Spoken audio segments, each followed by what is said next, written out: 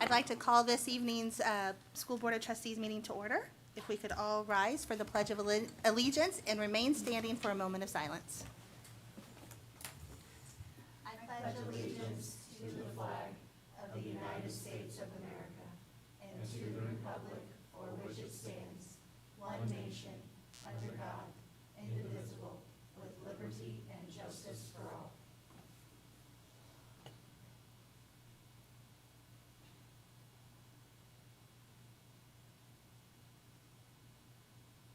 Thank you.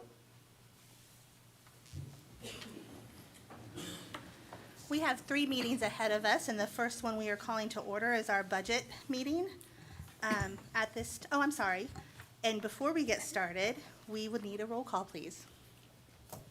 Amy Lohr. Present. Rick Berger. Present. Carrie LaBella. Present. Stacy Killian. Present. Ken Warner. Present. James Skelton. Present. Christina Christ. Present. Thank you. At this time, we are presenting the proposed 2026 budget. Mrs. Donna Wilson. Good evening. Tonight's public hearing is the second step in the 2026 budget process. Before we move into the public comment portion of this evening's meeting, I'd like to take a few minutes to review the budget books we've provided tonight. We have some copies available. Cindy has them back there for audience members, and they can also be found online starting tomorrow. The 2026 budget book is organized in 3 sections. Section 1 includes the budget forms as required by the Department of Local Government Finance. Section 2 is the Capital Projects Fund Plan, and Section 3 is the Bus Replacement Fund Plan. If you open the book, the first 2 documents within Section 1 are Form 3, the notice to taxpayers of tonight's public hearing, which was advertised on Gateway as required, and you approved that at the last meeting.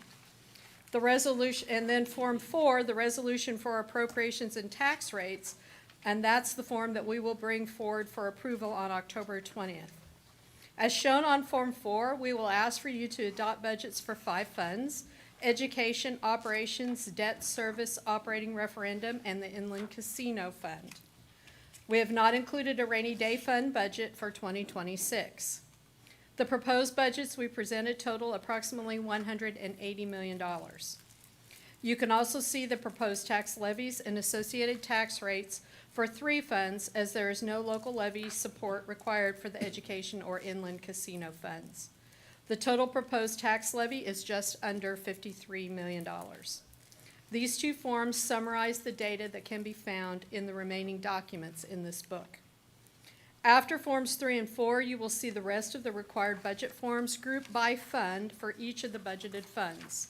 Each fund section begins with the current year financial worksheet showing 2025 collection and expenditure data, Form 1 that lists the appropriation classifications or the proposed budget for 2026, Form 2, the estimates of miscellaneous revenue from sources of revenue other than the tax levy, and most of those were based on estimates from the DLGF.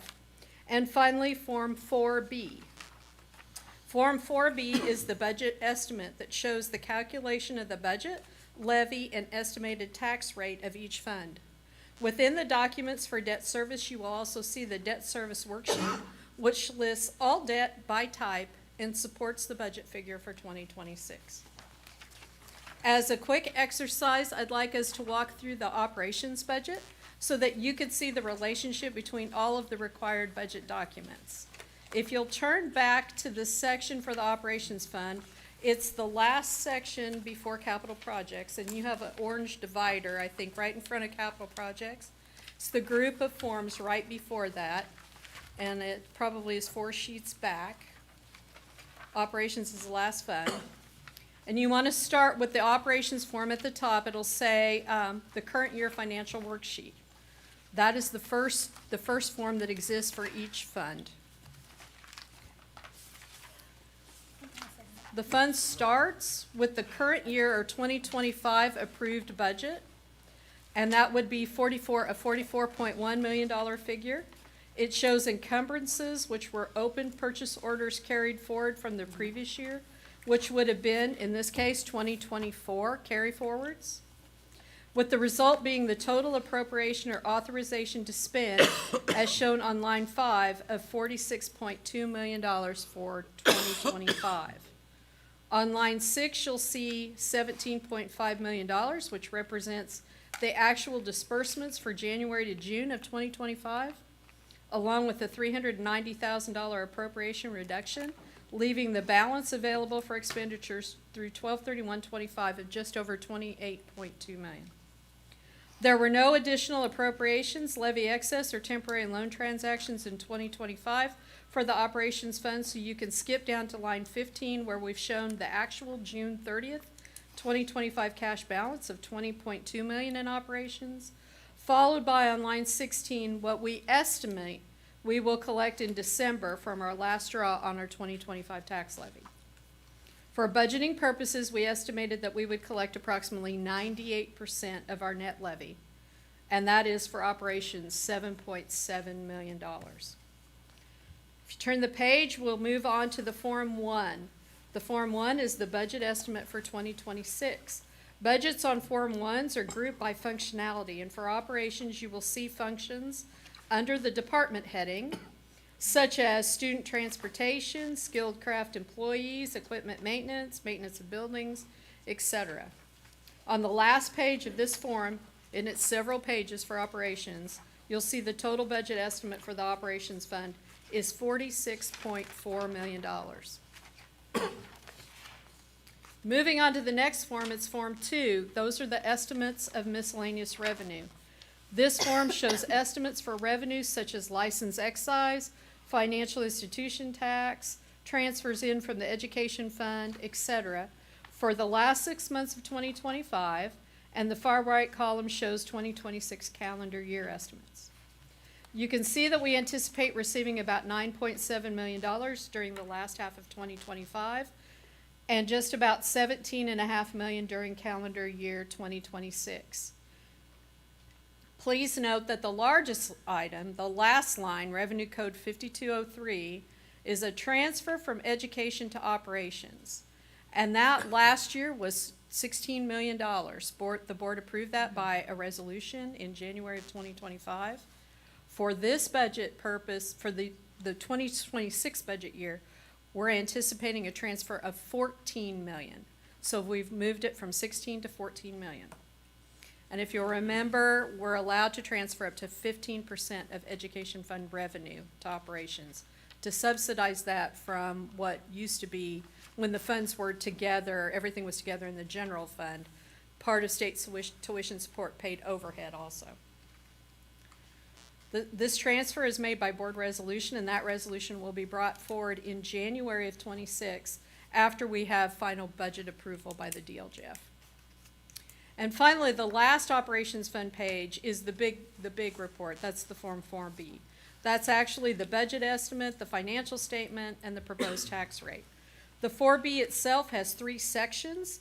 The first containing estimates of revenue, expense, and year-end cash balances for 2025. And the second section in the middle contains the 2026 calendar year estimates. As you walk down through this form, you can see descriptions that we previously discussed. You can see the June 30th cash balance come over for 2025. You can see property taxes to be collected the last half of 2025, necessary expenditures through the end of this calendar year. Those figures all originated from the current year financial worksheet that was the first form you looked at. About 3/4 of the way down the page, you'll see the 2026 budget estimate of $46.4 million. On line 15, that links here from the Form 1 budget estimate. You can also see that lines 3 and 13, miscellaneous revenue, transferred to the Form B to the Form 4B from Form 2. From the Form 4B, we finally calculate the needed property tax levy to support each fund and also determine the advertised tax rate based on a stated assessed value for each fund. That information is found on the third section at the very bottom of the page. As discussed at the last meeting, the AV of just over $4 billion is 85% of the 2025 AV and generates, in this case, a 74-cent tax rate. As stated at our last meeting, we developed the 2026 budget using a lower than anticipated assessed value, which inflates the proposed tax rate shown on Forms 4 and 4B. Since our last meeting, Vigo County recertified the assessed values that will be used by the DLGF to ultimately calculate our actual levies, and it appears now that AV actually increased somewhere in the neighborhood of 13%.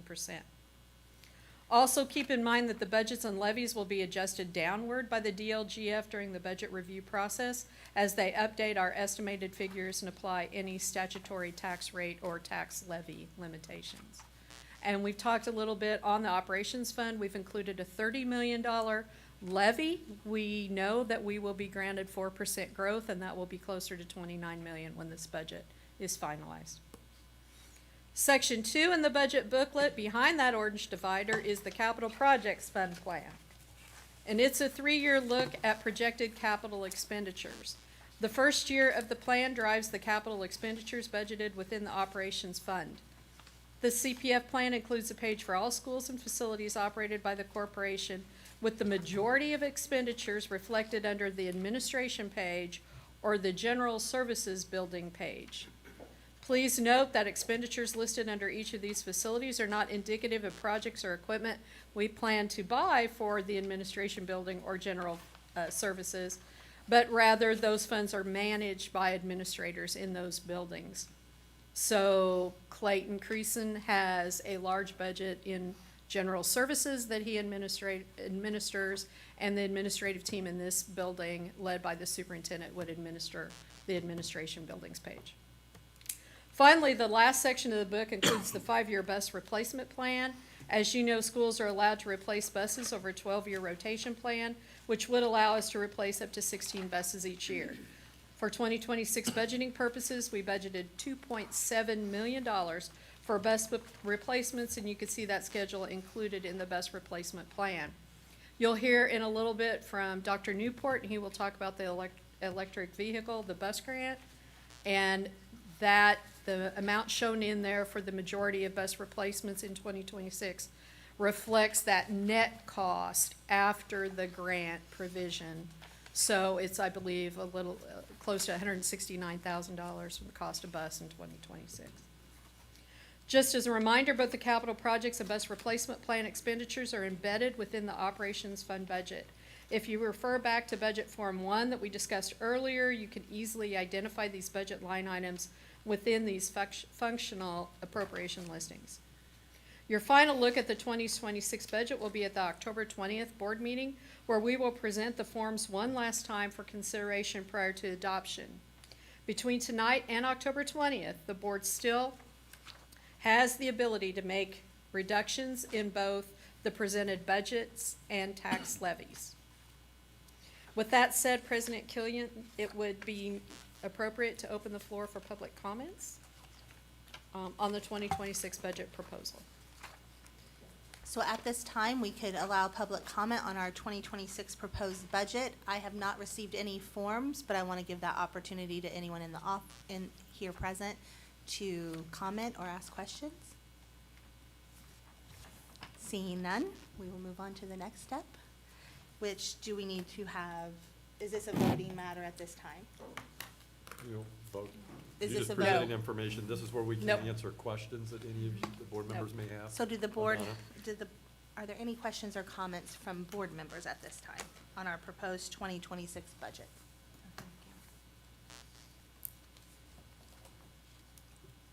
Thank you for this thorough presentation and for the budget books. And again, to reiterate, anyone listening at home, they will be available on the website tomorrow for your review. And if there are any questions or things you may have, if you're watching from home, to reach out to a board member or Mrs. Wilson, and we will do our best to address those. So, thank you.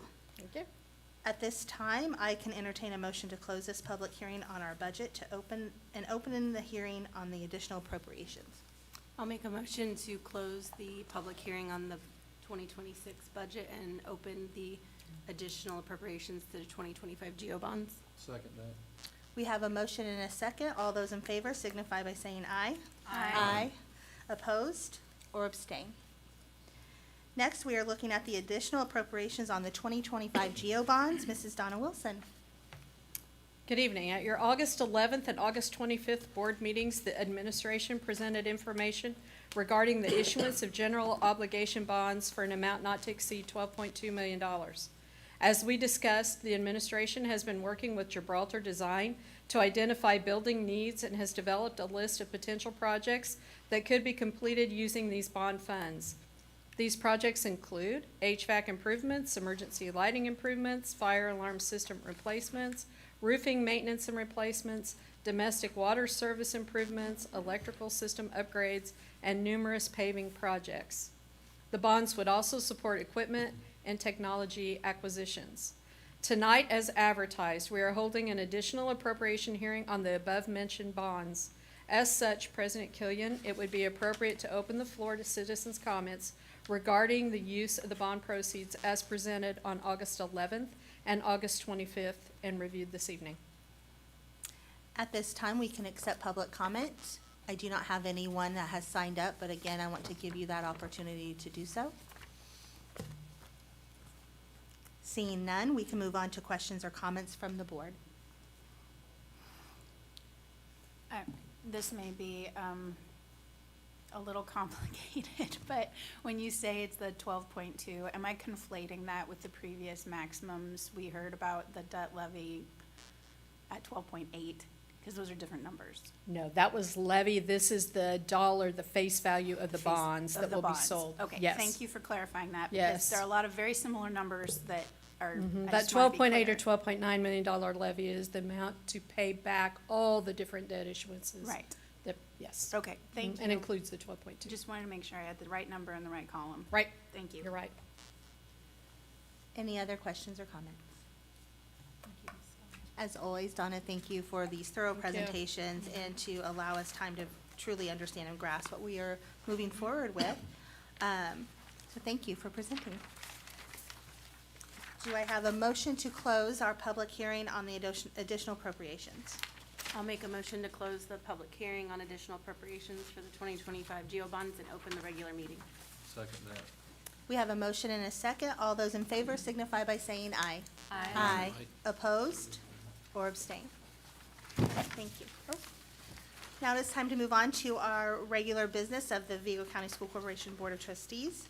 At this time, we have our first call for citizen comments of anything related to our agenda items only. I have not received any paperwork for that, but I do want to give the audience time to do so if they'd like. Seeing none, we will move on to our consent agenda. Move approval of the consent agenda. Second? We have a motion and a second to approve our consent agenda. All those in favor signify by saying aye. Opposed and abstain. Thank you. Moving on to our new business, the personnel report and professional leave request. Mr. Michael Cox, welcome this evening.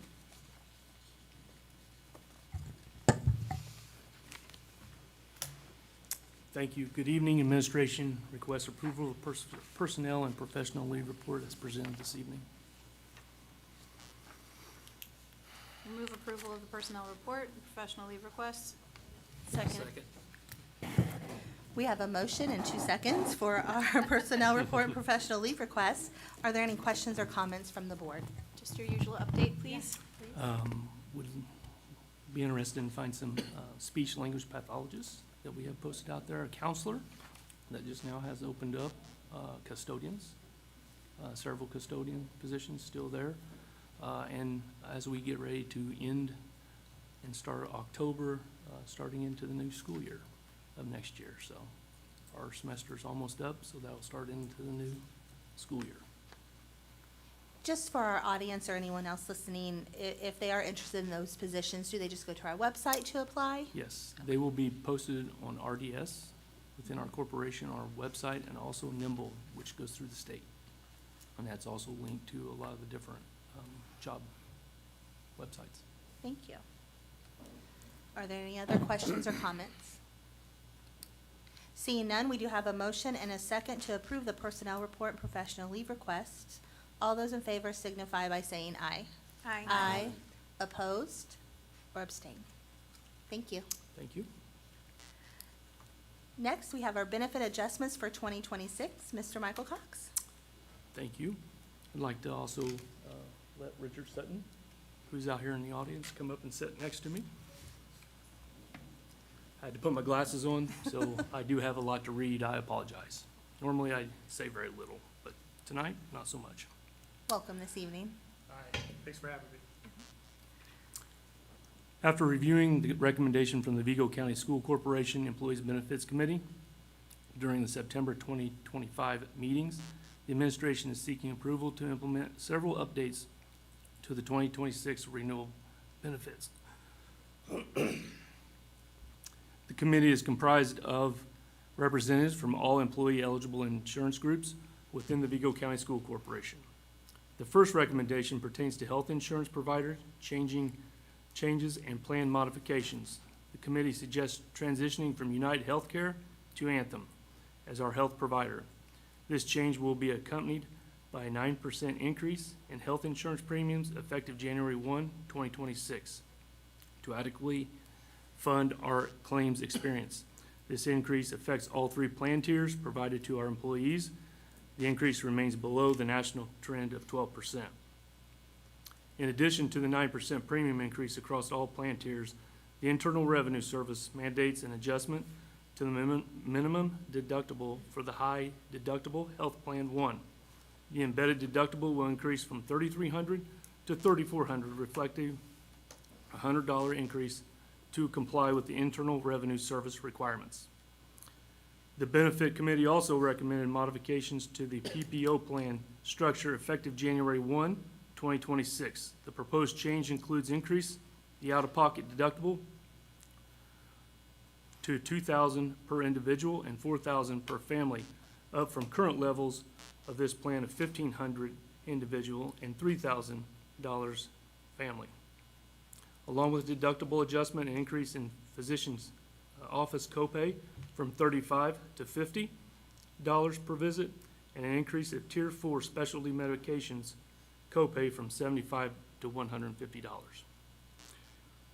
Regarding vision coverage, the administration requests approval to change providers from United Healthcare to Health Resources Incorporated. This change would result in an 8.9% decrease in vision insurance premiums effective January 1, 2026. Vision insurance is 100% employee paid. Finally, during the September 25 meeting, the Benefits Committee reviewed proposals for term life insurance coverage and recommended switching the carriers from One America to the Standard. The Standard, which already manages our other employee voluntary benefits, such as accidental, critical illness, hospitalization, and short-term disability for the district. The Standard will assume responsibilities for employer-paid basic term life insurance and long-term disability coverage. The transition is projected to generate approximately 21% annual cost savings over a 3-year agreement, which equates to $57,432 each year. Administration seeks approval of these proposed changes as a 9-month renewal to align with state bargaining timelines, and would be happy to answer any questions that you might have this evening.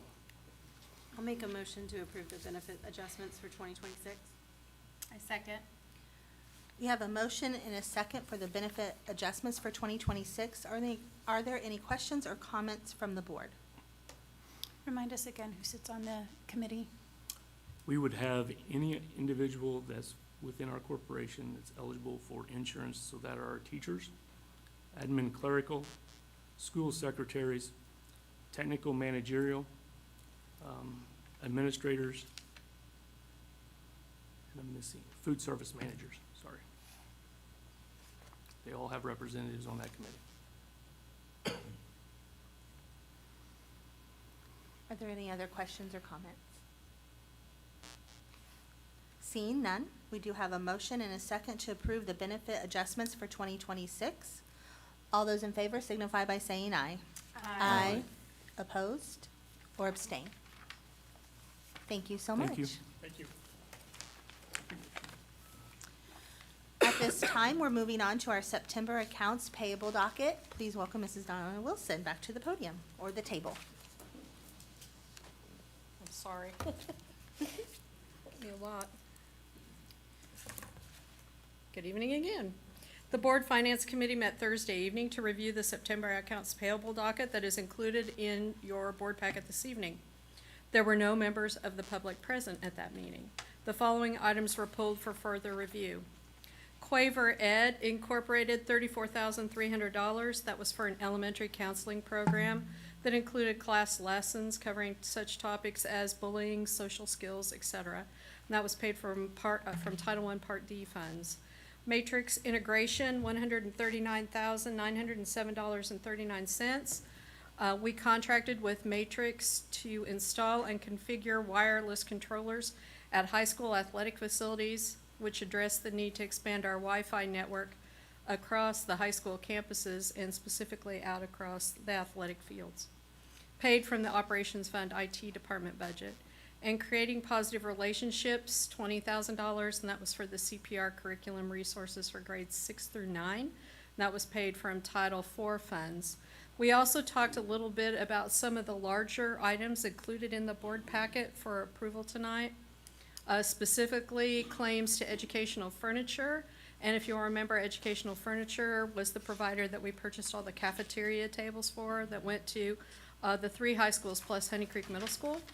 Large payments to McGraw-Hill that totaled over $2.4 million, and that represented our textbook adoption this year, and CDWG for staff Chromebooks.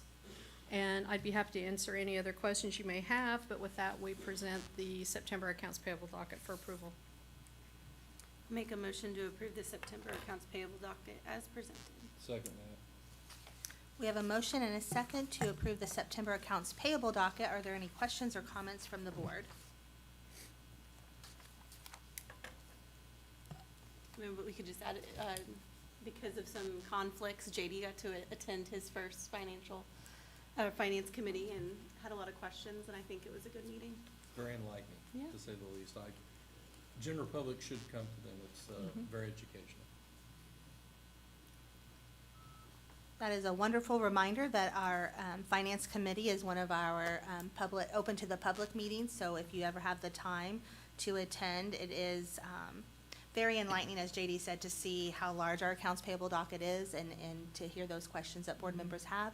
And of course, Donna and her team are always prepared to answer those questions and provide documentation to show us what funds these expenditures are coming from. And so I always appreciate your work, Donna and Cindy and your team. So thank you both so much.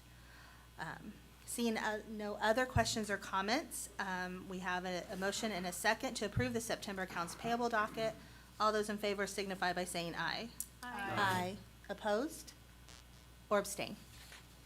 Thank you so much. Moving on, we have the additional appropriation resolution. Mrs. Donna Wilson. Included in your board packet this evening is an additional appropriation resolution that represents the authority needed for us to spend the $12.2 million worth of general obligation bonds that will be sold next month. And so with that, we ask for your permission or your authorization to submit this. It does not require DLGF approval, but we do record it with the DLGF so that when those funds are available, we do have the authority to spend them. Move approval of the additional appropriation resolution. Second. We have a motion and a second. Are there any questions or comments from the board? Seeing none, we have a motion and a second for additional appropriation resolution for the GO bond expenditures. Is that correct? All those in favor signify by saying aye. Aye. Opposed or abstain? Thank you. Moving on to our final bond resolution, Mrs. Donna Wilson. This is actually the final step you'll take prior to sale of the $12.2 million worth of bonds. So finally tonight, we ask for approval of the final bond resolution included in your board packet. The final bond resolution establishes the amount to be borrowed, the maximum terms of repayment, and maximum interest rate. It also contains the details about the bonds, such as the form of the bond.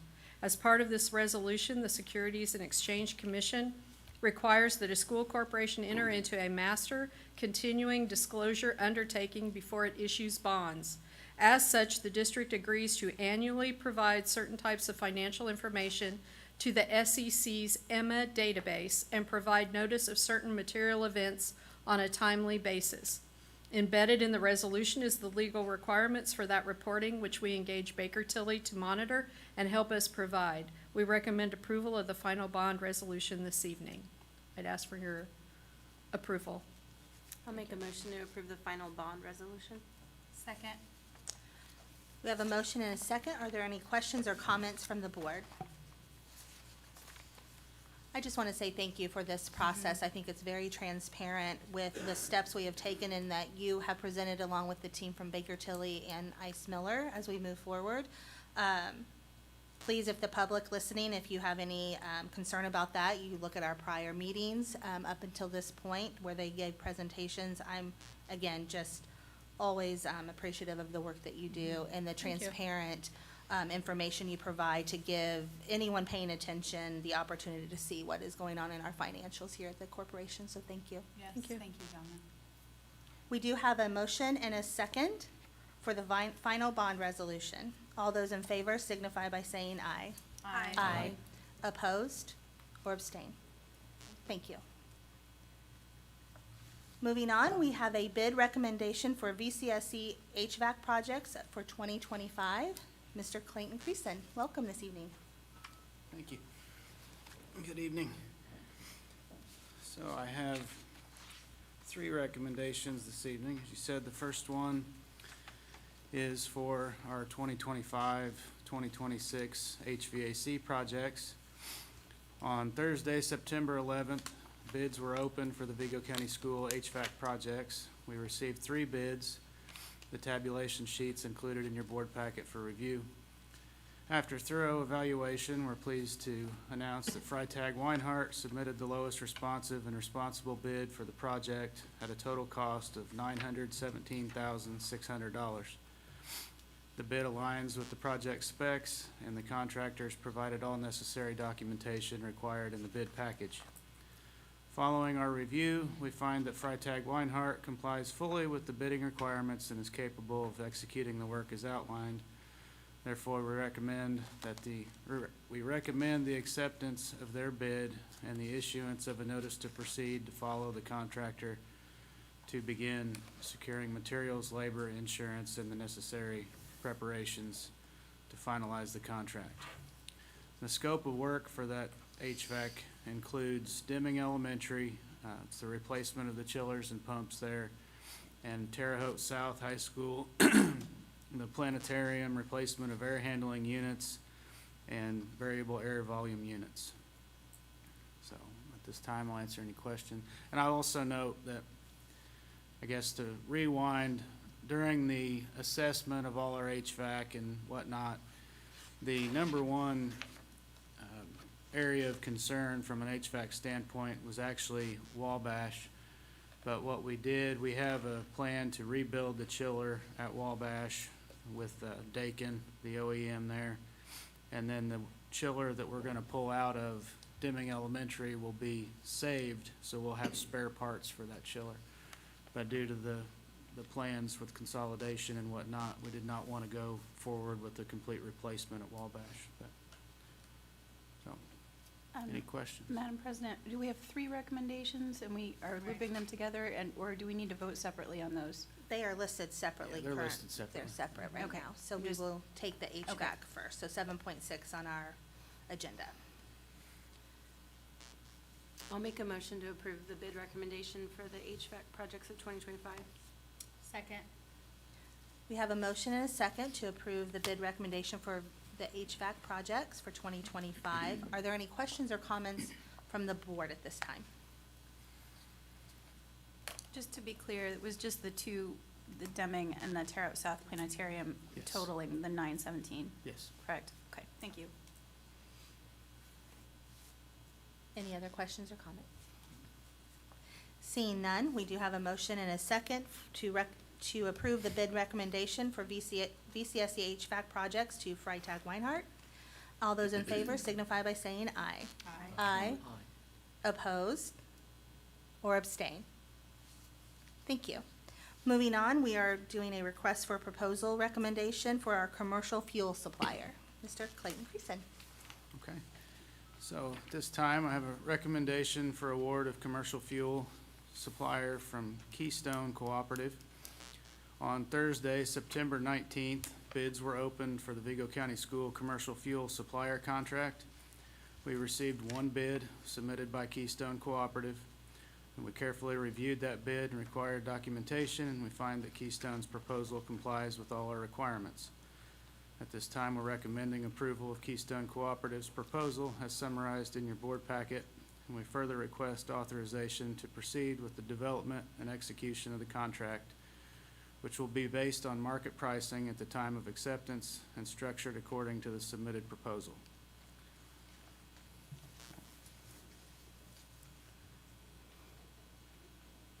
We will need a motion and a second to open for a comment.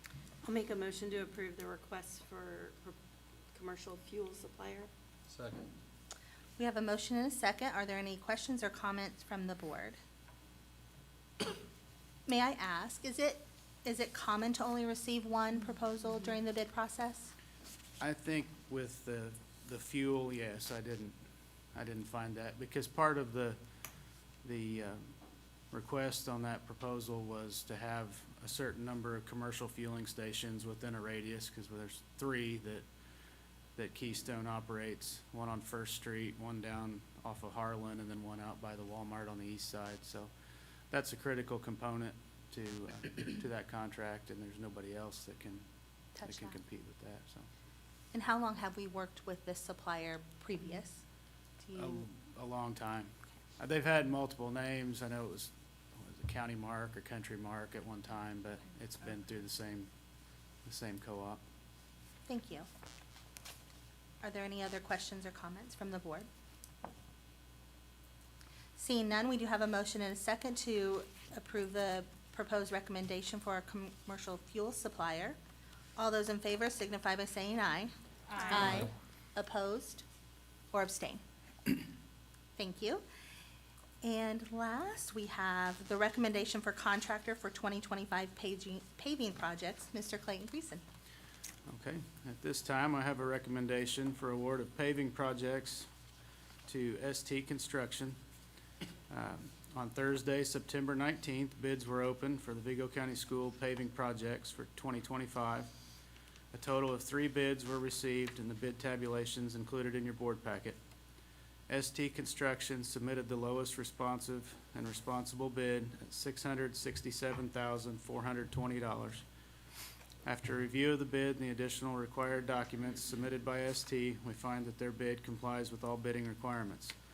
We recommend the acceptance of ST Construction's bid and the issuance of a notice to proceed, directing the contractor to begin securing the necessary material, labor, insurance, and other preparations pending the preparation of the contract.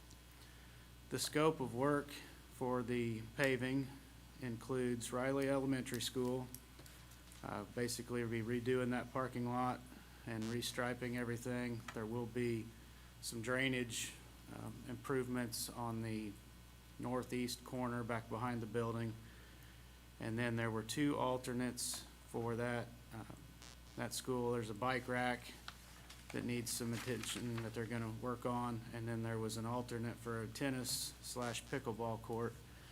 Right now, Riley has 2 tennis courts that are in very bad condition, and at this time, I basically wanted to see what it was gonna cost to do that. I don't have a plan to move forward with repairing those right away, but it kinda gave me a baseline to see. And what we planned, there's a big tree on the southwest corner there that they'd like to keep. So the new plan, instead of being 2 tennis courts, would have 1 tennis court and then a shorter pickleball court on the west side that would allow for that tree to remain. And so that's the plan. But as I said, we don't have a plan to move forward with that alternate at this time. We'll do some future planning for that. And then the other schools include Honey Creek Middle School. We're gonna redesign I guess it's the back of the school on the east side. I always think of it as the front, but The circle driveway there has a large island in the middle of grass. That's gonna be redesigned for more, parking through there and kind of help out with the parking issue there. And then on the front of the building, at the bottom of the main stairway, there's a section of pavers there, and there's a drainage issue that occurs anytime there's any amount of water builds up there. They're gonna address that and repave that area. And then Fuquay, the west parking lot, west of the building there will be redone. And there's also drainage improvements that are gonna take place there and some sidewalk repairs against the building. And then lastly was Fayette, the north of the building where the trash and dumpsters are. There's an area up there that's in bad shape that needs some repairs. So at this time, I ask that we approve the recommendation for our paving projects. Move approval of the 2025 paving projects. Second. We have a motion and a second for our paving projects for 2025. Are there any questions or comments from the board? Can I just ask, I believe in bond oversight, we've talked about the tennis court repaving before, and just that, does ST have any experience in that, like athletic paving style? Because I think we talked about that before, that being an issue of hiring people that know weren't familiar. The subcontractor from the paving standpoint that ST would be working is Preferred Construction, and they have done tennis court work for us in the past. I think the work that you're referring to is what we're doing for the high schools and the middle schools where we actually have the teams and the competition aspect of things. And we are looking at some very tennis specific things at that particular point in time. I think at the Riley, it's more to get a feel for where we are, which is the reason why it was done as an alternate bid. And we haven't completely decided what we're gonna be doing with that and how we're gonna proceed with that. But you are correct in that there are some very specific contractors that work specifically with tennis courts, and we are definitely interested in making sure that when we do the middle school and the high schools, that we're abiding by that so we can stay with IHSA rules and be able to host the regional and so forth as we've been doing. Yeah, when we did the RFQ process last year, that was one of the areas or disciplines that we looked at. And I've been working with a gentleman through Context Design who does specifically tennis courts, and he's focused on the high school and middle school courts, so. Thank you. Any other questions or comments from the board? Just appreciate your work and bringing this to us and the work with the RFP processing and having to go through all of that contractual work. We do have a motion and a second to approve the contractor for the 2025 paving projects. All those in favor signify by saying aye. Aye. Opposed or abstain? Thank you so much. Thank you. Next, we have a grant, the IDEM Heavy Duty Electric Bus Grant. Dr. John Newport, welcome this evening. Thank you. The Vigo County School Corporation is seeking approval to participate in the Indiana Department of Environmental Management's, or IDEM, Heavy Duty Bus Grant.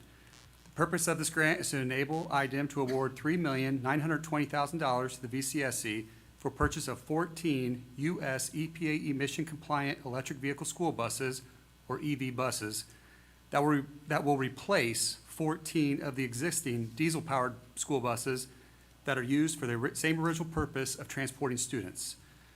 Pursuant to the grant, the EV school buses will be located and primarily operated in and around the Vigo County area.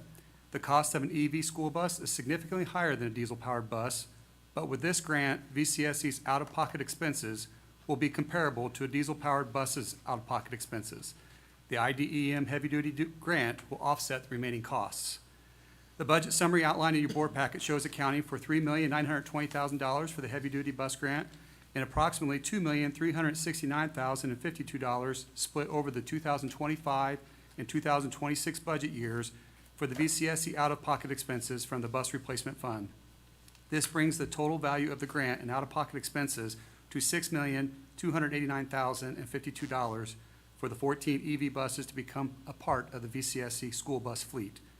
As a part of the grant, the VCSC will be upgrading part of our facility at the Transportation Bus Garage to include 7 dual-plug charging stations capable of charging 2 buses for each charger.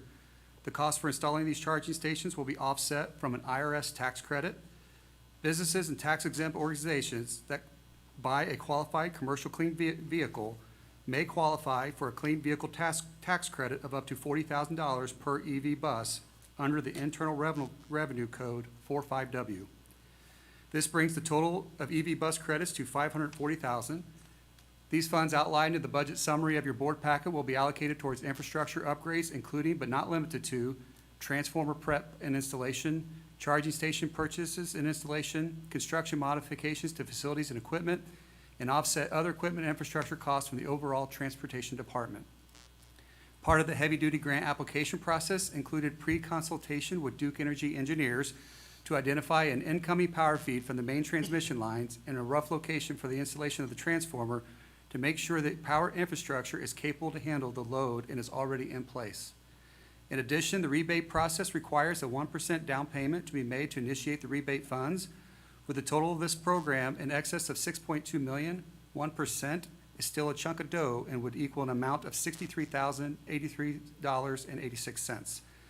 In accordance with the State Board of Accounts processes and our VCSE business office practices, it is not advisable for a public school district to put money down towards services or materials prior to them being rendered. To account for this, Donna Wilson has worked with legal counsel and Curlin Bus Sales to set up an escrow account so the school district's down payment is securely and safely secured through an escrow account that will keep the VCSE's money protected until final delivery of the school buses takes place, which could be as early as winter of 2026. As we venture into new territory of electric vehicles, I'll take a moment to talk a little bit about what an electric vehicle bus and how it can benefit our fleet. An EV bus can operate at a range of 150 miles per charge. We anticipate that most of the routes for electric buses will be intercity routes, taking advantage of the EV benefits and frequent stop-and-go driving. Without a traditional transmission system, the EV buses are better equipped for the low RPM and stop-and-go driving over diesel buses. The operating fuel cost is between $10 and $15 of electricity per day, as compared to a diesel fuel operating cost of $75 to $100 per day. When calculated out over the 12-year lifespan of all 14 buses, we have the potential to capture $2 million in fuel savings over 12 years. The chargers that are currently being spec'd out are designed for a 2 to 3 hour charge time to take a bus from 0 to 100%. We plan to have these buses drive out of our bus garage every day and will be able to charge between routes if needed. The EV buses have a 10-year warranty, which is comparable to our diesel fleet warranties.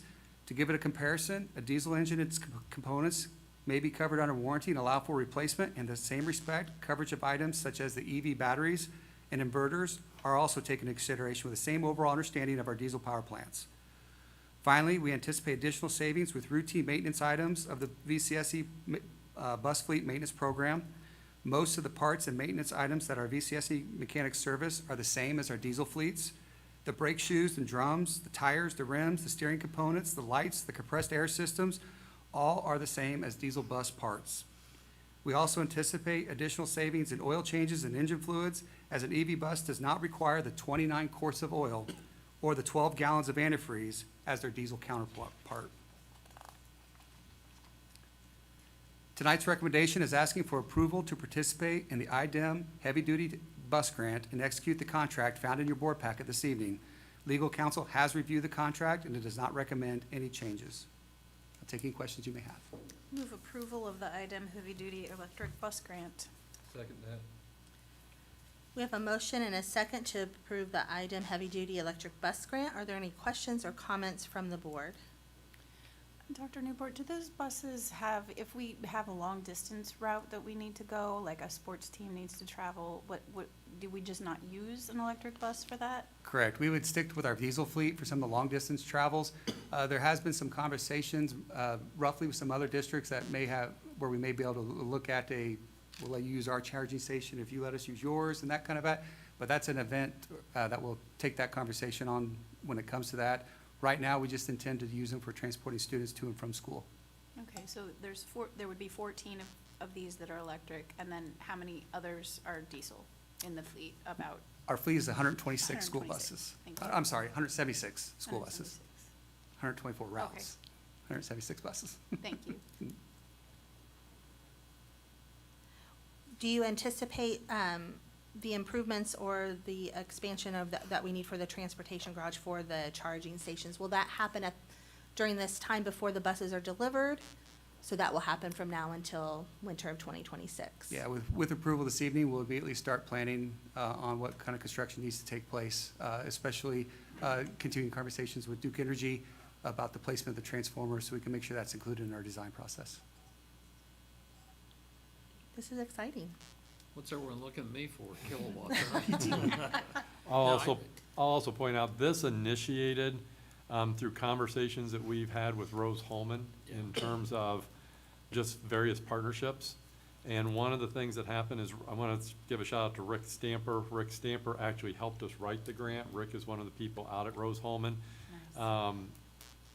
We continue to have conversations. We haven't reached any agreements or finalization, but we're having conversations about being able to use their solar farm to help us with the charging, so that we could even get it down from the $10 to $15. There's a potential we could get it to $0 per day, which would encounter even greater savings, as well as some educational aspects of this as well, so that the students that we have that are interested in this type of technology, we're hopeful that we can create, with a partnership with Rose Holman, educational opportunities so they can learn more about how the science behind it works.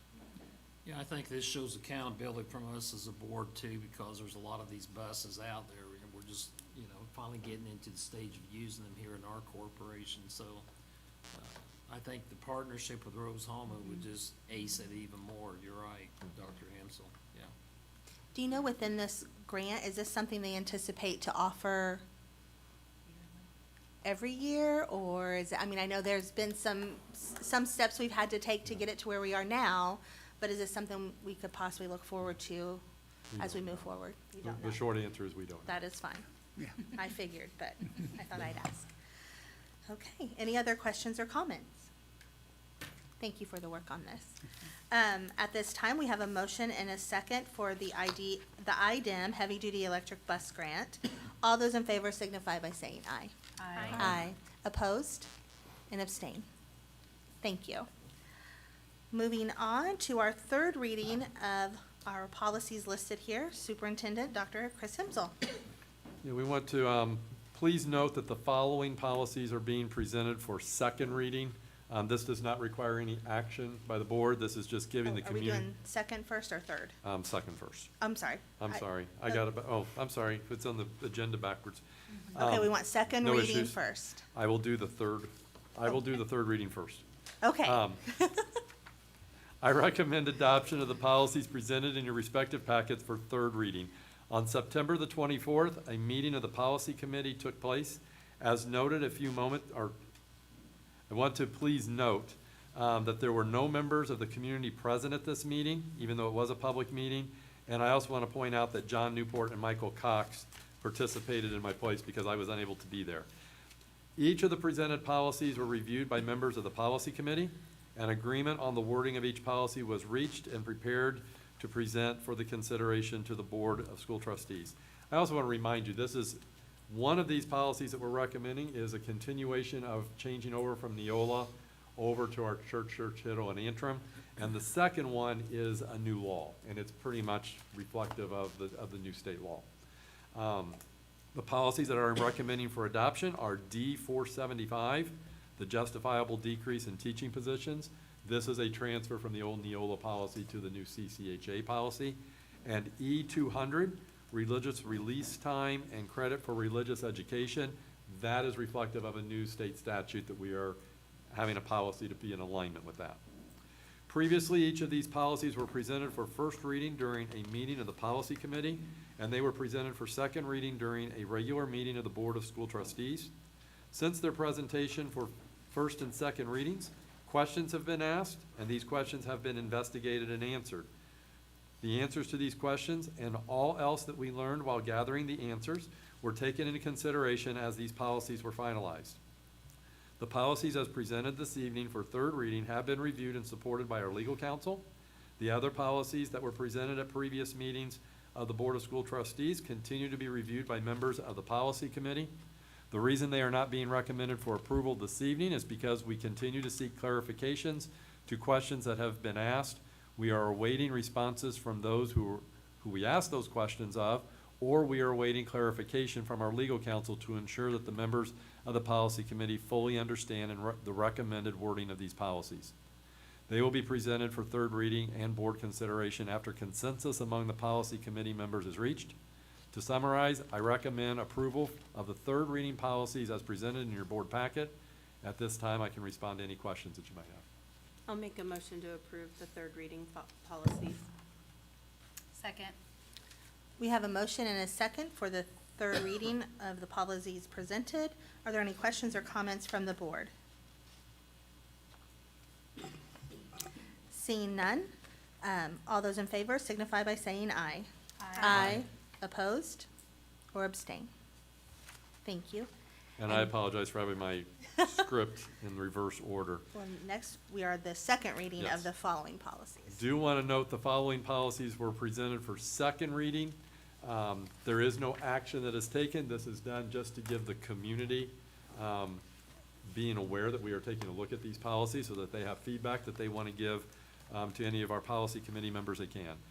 The policies that are being considered for second reading are B-175, which are functions of the board, B-250, board member ethics, D-150, the board superintendent relationship, D-175, board staff communications, D-350, fitness for duty leaves and examinations, D-450, resignations, F-100, internal controls and reporting losses, shortages, variances, or thefts, F-300, time and effort, G-175, chemical management and preparedness for toxic hazard, and G-400, Title I comparability policy.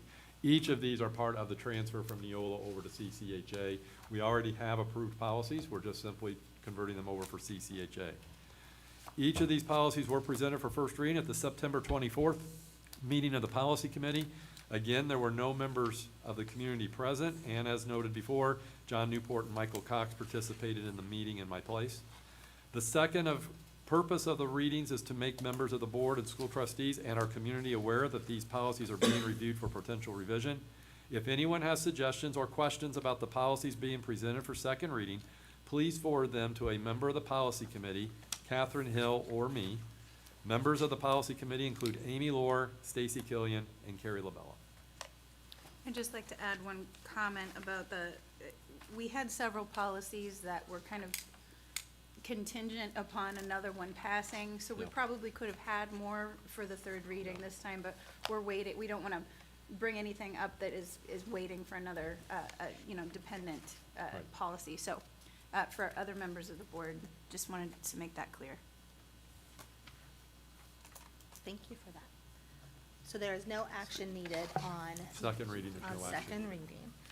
So at this time, we've concluded our business meeting agenda. We are now moving on to our second call for citizen comments, and this could be on any item you feel led to present. I do not have anyone signed up to do so, but I'll give you a moment if anyone wanted to sign up. Seeing none, we will move on to information from our superintendent and board members. Dr. Hensel, would you like to go first? Let's get my right comments up here. Make sure I go in the right order this time. I want to please note that on October 1st, which I believe is Wednesday, all VCSC schools will be on a 2-hour delay schedule. This pre-scheduled delay will be used for teacher and staff training and professional development. Many of our schools are using this time to discuss the implementation of strategies related to continuous improvement within the high reliability schools framework for school improvement. Thank you to all those in our community who recently attended homecoming festivities. I think this past week we're at North and at South. A lot of work goes into planning and executing all the activities related to homecoming. So thank you to our staff, the families, and all else who worked so hard to make sure these events were fun and memorable. Please note that at the South's homecoming game, alumnus Cam Cameron was recognized and his number 10 football jersey was retired. In addition to homecoming, the Pride of South Marching Band competed in the Avon Invitational, and they earned first place out of the 8 Scholastic A bands that competed in Avon. They also earned a first place in the subcategories of music and general effect. And last week was College Go Week. During this week, participating Indiana colleges and universities waived their application fees, allowing students to apply without financial barriers. This annual effort encourages students to apply to Indiana colleges before the early application deadlines, which allows students a greater opportunity of receiving institutionally awarded financial aid. We also want to congratulate a Terre Haute North High School student, Hudson Jackson, who has been selected as one of only 13 youth members across the state of Indiana to represent Indiana in the State 4-H Dairy Academy. We are actually going to hear more about this accomplishment at our next board member, as he has planning to attend and present at the beginning of our meeting. Thank you to the Vigo County Parks Department and the Vigo County Education Foundation for hosting each of our 4th grade students last week for Pioneer Days. If you go over to our social media pages, you can see some photos from the day and be able to see some of the things that they did.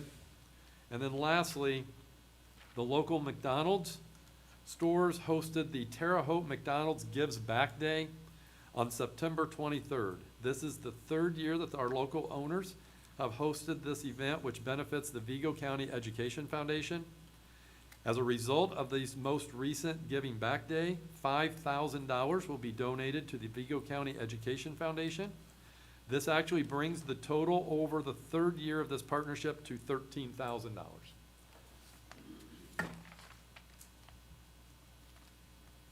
At this time, is there any questions or are there any comments from the board?